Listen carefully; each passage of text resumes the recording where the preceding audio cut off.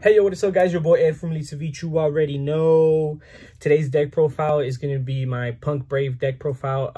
It's a deck that I've recently just picked up, and I've actually been playing it little by little, just trying to learn it. I think it's a deck that if you mess up, you will be punished. And that's a good thing. I like decks like that. I think the combo deck is super heavy, is so good. I'm using this as a deck profile so you guys can also help me just make it the best that I can make it. The deck is so fun, but I feel like there's still a couple of places or a couple of cards that I can either adjust, or the deck just overall.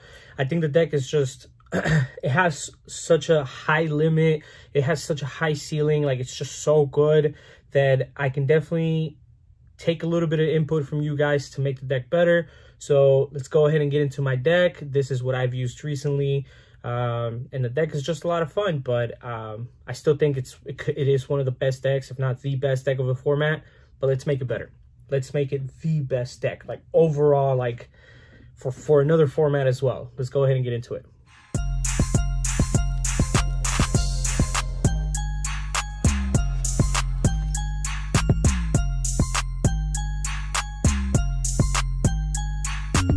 Before we continue with this video, make sure you guys check out my new sponsor, P.U.N.K Ritual Playmats. They have amazingly beautiful, high quality, 2-player cloth mats, which come in various colors. You guys can also get 10% off with coupon code SEVICH10. Make sure you guys check them out. All right, guys, so of course, we're going to start off.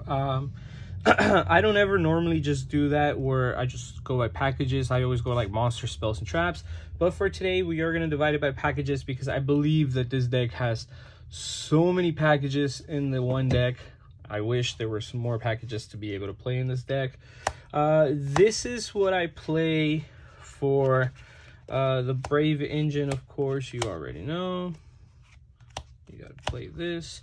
A lot of people aren't playing the Illegal Knight as like a part of the package right now, but I believe that it's definitely a card that you do want to play, especially going second. I've always had like a really good opening hand with him. Now my biggest issue with this deck is that I do see that card.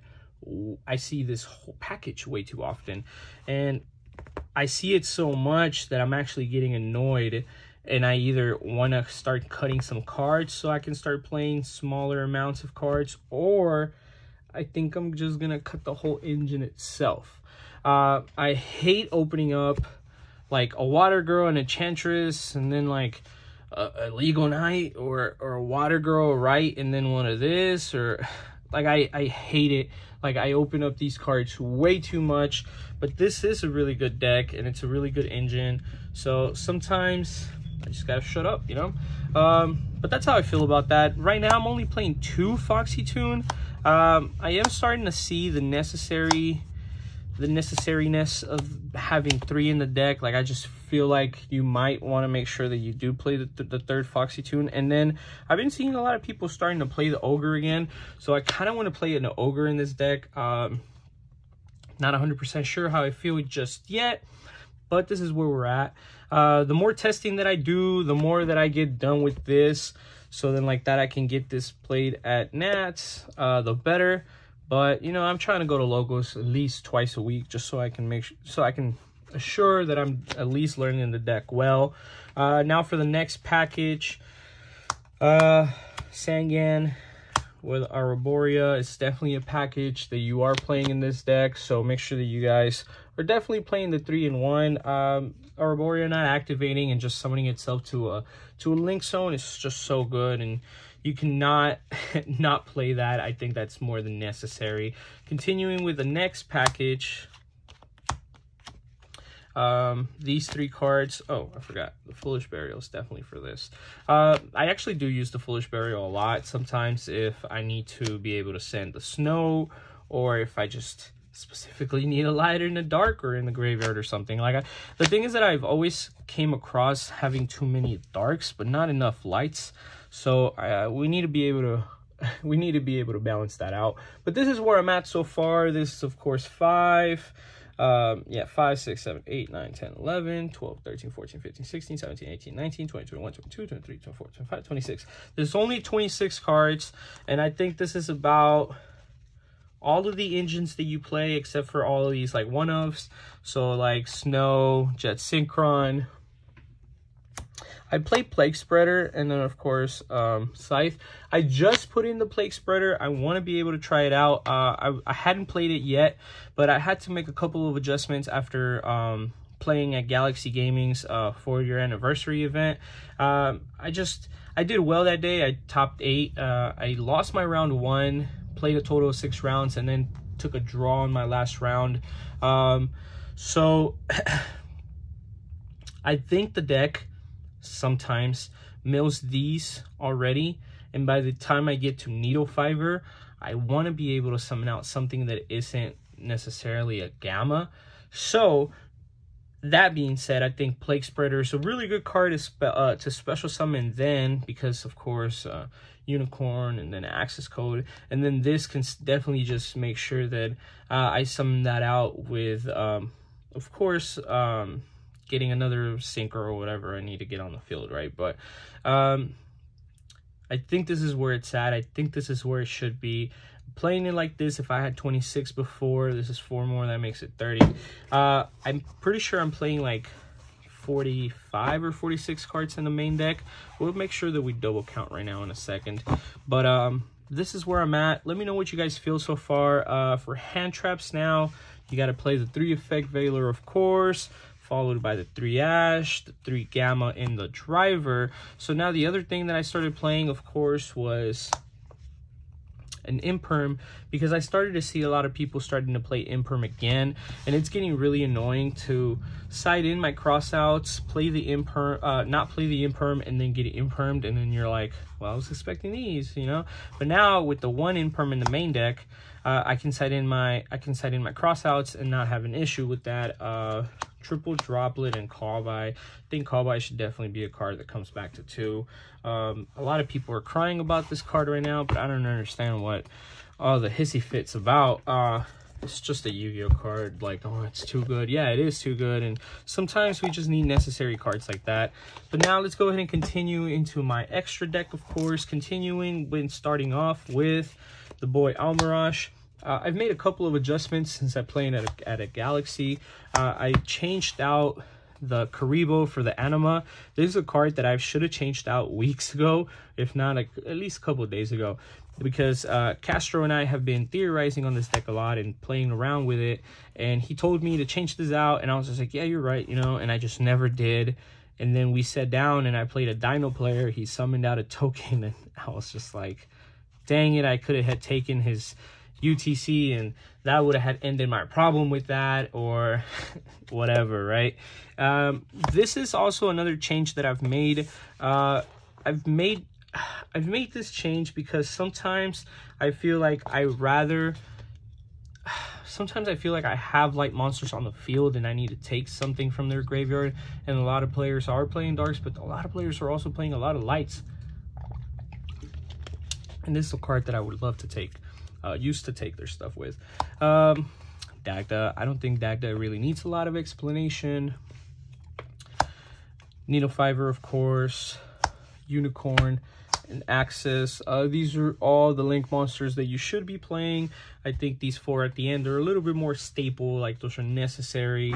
This is for your Sangan, of course. These are just definitely more like flex spots. Like, I don't think they're mad necessary. Just like Zombie Vampire, I don't think Zombie Vampire is super necessary in this deck. You could definitely take the route a little different, but the combo is just still kind of smooth, kind of where it's at. And this is something where if you play it, you play it. If you don't, you don't, whatever. I'm going to show you guys a small little combo afterwards. I'm going to shuffle my hand. I'm going to show you guys a 1-card combo, a 2-card combo, whatever. TG Wonder Magician, I'm sorry. Shooting Riser Dragon. Omega is definitely another flex spot. And it's, I'm not going to lie to you guys, it's a card that I almost never make unless I Gamma, which is kind of annoying. Papaya Ruler, definitely a really good card. Hot Red Dragon Archfiend. And then this number 11, I literally never make that. Cards that I never make in here, besides the Baron. Baron I do play a lot. This number 11 I almost never make. This only comes up every now and then, but I do make it a lot. So this, and that, which used to be dark, but now it's light. And then that used to be, of course, the Karibo. These 4 cards are definitely flex spots. They're cards that I almost never make. I could literally go playing a couple of rounds without ever making them, but I don't think that's like too bad. I think that's definitely more than fine. This deck can just do so much. So like if I synchro, I don't necessarily need to link. Sometimes I need to link in order to be able to synchro, right? But let's go ahead and I'm gonna shuffle my deck. Oh, well, let me show you guys some of the side cards. Like, that doesn't really matter. I think side cards are always depending on the locals that you're at, who you're playing against. 3, 6, 9, 12, 15. There you go. Cool. These are definitely some of the side cards that I play. I think it all depends on who is playing at your locals, what they're playing. I don't think it's necessarily like a person. I just think that it's more of anything like what you think that the room is looking like, right? And then just a bunch of other tokens I have here, whatever. But let's go ahead and put that side deck up, because that doesn't matter. But we're gonna go ahead and try to shuffle this, and I'm gonna show you guys a 2-card combo. All right, guys, so what I ended up doing was that I just chose 2 cards and then just chose out 3 blank cards, whatever. I'm still shuffling my deck. I want to make sure that like my mills are always like amazing, or like my ads are great, so whatever. We're just gonna go ahead and put that deck there. And of course we're gonna start off with right will then give us our token, and then set up the adventurer, fate adventurer. There you go. Cool. Shuffling again, whatever. One of the things that I do while playing this deck is that I always try to ensure that I set up my negate no matter what first. So even if I have like a card, because I have 3 cards that are like quote unquote like your discard cards, that's going to be one of the cards that you're going to go ahead and pitch out. So then that means that you're going to go ahead and activate your Faithful right away as soon as you activate it to search your monster. The reason why you don't summon out first is because you don't want to get hit with an imperm, you don't want to hit with a effect veiler, or whatever the necessary thing is, or even an ash, right? So then you search the monster, you discard a random card. So now you have your Faithful and a random card in the graveyard. I'm gonna put them up here just a little bit. Cool. So now you're gonna go ahead and special summon out your Griffin, and then effect to search out your equip spell. So now you have the discard that you are going to need off of your Foxy Tune, and of course Draco back will reattach itself back to your token after you use that. So then you activate your emergency teleport, summoning out your Saman. You're going to go ahead and then activate the effect. You're going to search your monster, which here you search out your Foxy Tune, of course. I'm moving this real quick, that's annoying. Activate your Foxy Tune, you're going to discard itself, no response, you discard your Draco back. You then search and special summon your Deer Note.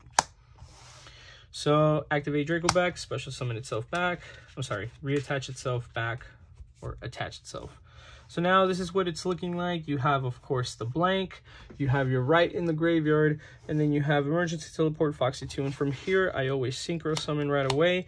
I've seen a lot of people play this specifically, slightly different from how I'm doing it, but I like this a lot.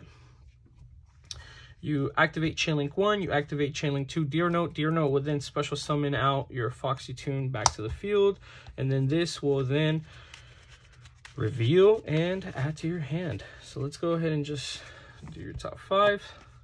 This is what your top 5 is. This necessarily doesn't even matter.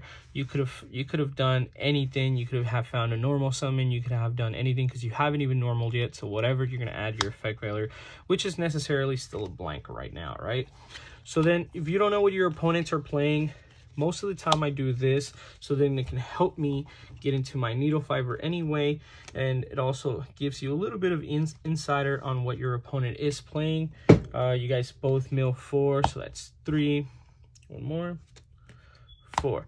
So now you have all 4 of these. I normally just choose a tuner, go from there. If your opponent had a tuner, you had a tuner, it doesn't even matter. You do that. Cool. From here, it all depends on what you want to end with and how you want your board to look like. Most of the time, if I mill a Lancia already, Scythe already, I would then necessarily try to go for Baron, and then so I would go for like the red rose, and then I'll go for a Baron. But I'm going to show you guys 2 different ways that you can take this route. And of course, the first way is the Baron way, right? And I always go Baron if I foolish here, if I foolish the Scythe. But since I hadn't foolish the Scythe, this is probably not the route that I would be taking right now in the actual gameplay.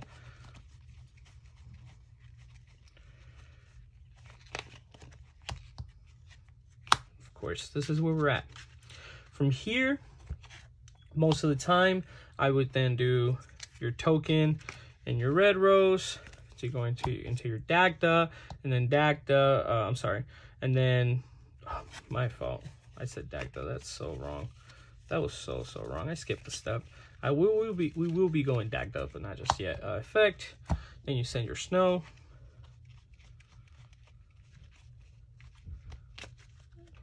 And then you activate, special one back. Then you do your Dagda. There you go, my fault. Of course, this is a combo that is really good. I think I do this a lot, but I'm going to show you guys what the other route was that you could have taken anyway. And this will bring us back here. This will go back there. And then where we were at was here, right? This is where we were at.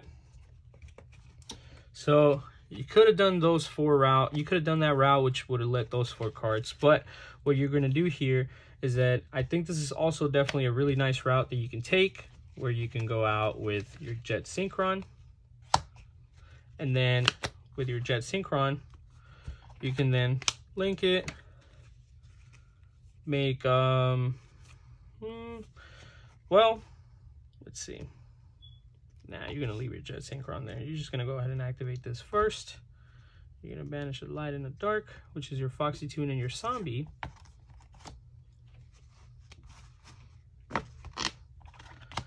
And then Synchro here for your 9. I don't know why this is definitely something that I do like better. I know it's not the Scythe lock, but this is definitely something that I really like. From here, you can activate this, the special one, you discard that. Now you have less cards in hand, whatever, and then you still Scythe lock. I don't know what you guys think it's best. I thought I liked this a lot, but as playing it now, I definitely like the Baron a lot more. But here you have 2 negates and a Scythe lock, right? And I like that a lot. But now your Jet Synchron's banished too. But the thing is that now you have less cards in hand. One of those could have definitely have been a hand trap. This was definitely a hand trap. So you ended up normal summoning it and then using that and then that to make that. And I don't know how to feel about it. You're 2 cards shorter in hand, but you still Scythe lock, and then there's no Baron. This is definitely going to be up to total preference now. Let me know what you guys prefer. I definitely like this route a lot, but I don't like that you're shorter on cards in hand. And I definitely do like the other one better, because even with the Baron last time, you had this for follow-up, because that's definitely good. You didn't have this. You could have had top decked it or whatever. But yeah, this is where I'm at, and it's a lot of different ways that you can take this deck. It's a lot of different plays you can make. Let me know what you guys think is best. And let me know what you guys like. I like this. And I definitely like the Baron one too, but I don't know which is best. Thank you guys for watching. See you guys on the next video.